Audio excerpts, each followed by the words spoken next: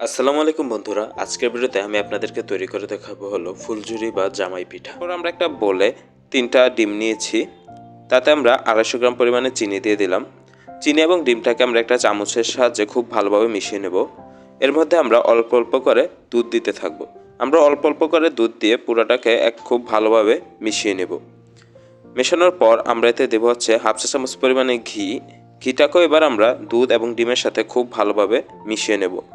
সবগুলো একসাথে মেশানোর পর আমরা এতে দিয়ে দিলাম হচ্ছে স্বাদমতো লবণ। লবণের পর আমরা এতে দিয়ে দেবো হলো আধা কেজি পরিমাণে ময়দা।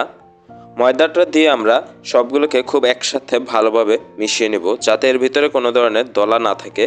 তো আমরা দেখুন হাত দিয়ে খুব ভালোভাবে মিশিয়ে নিচ্ছি। আমরা এর মাঝে মাঝে এতে অল্প অল্প পানি এবং দুধ দেব, যাতে ব্যাটারটা নরম হয়। তো দেখুন আমাদের ব্যাটারটা কিন্তু তৈরি। ব্যাটারটা দেখতে কিছুটা এরকম হবে, পুরোপুরি কিন্তু পাতলা হবে না, কিছুটা ঘন হবে।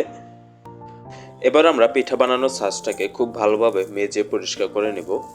এর ফলে পিঠাটা কিন্তু খুব সহজেই পিঠার ছাঁচ থেকে বের হয়ে আসবে। আমরা ছাঁচটাকে মেজে পানিতে ধুয়ে তারপর একটা শুকনো কাপড় দিয়ে মুছে নেব।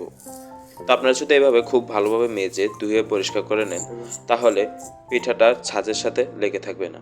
ছাঁচটাকে এবার আমরা তেলে খুব ভালোভাবে গরম করে নেব। তারপর আমরা ছাঁচটাকে ব্যাটারে চুবিয়ে দেব। আমরা কিন্তু পুরোটা চুবাবো না, আমরা উপর দিয়ে কিছুটা খালি রাখবো এবং ব্যাটারে চুবিয়ে আমরা কিছুক্ষণ ছাঁচটাকে এভাবে রেখে দেব।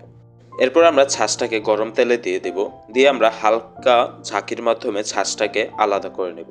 তো দেখুন পিঠাটা কিন্তু খুব সুন্দরভাবে আলাদা হয়ে গেছে এবং পিঠাটা দেখতেও কিন্তু খুবই সুন্দর লাগছে।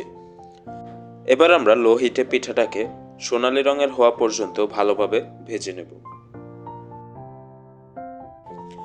পিঠাটা খুব সুন্দরভাবে ভাজা হয়ে গেলে আমরা পিঠাটাকে তেল থেকে নামিয়ে নেব। নামিয়ে আমরা পিঠাটাকে কিন্তু একটা পিঠার উপর আরেকটা পিঠা এভাবে একের পর এক রাখবো। এর ফলে পিঠার আকৃতিটা নষ্ট হবে না এবং পিঠাটা কিন্তু খুবই সুন্দর দেখাবে।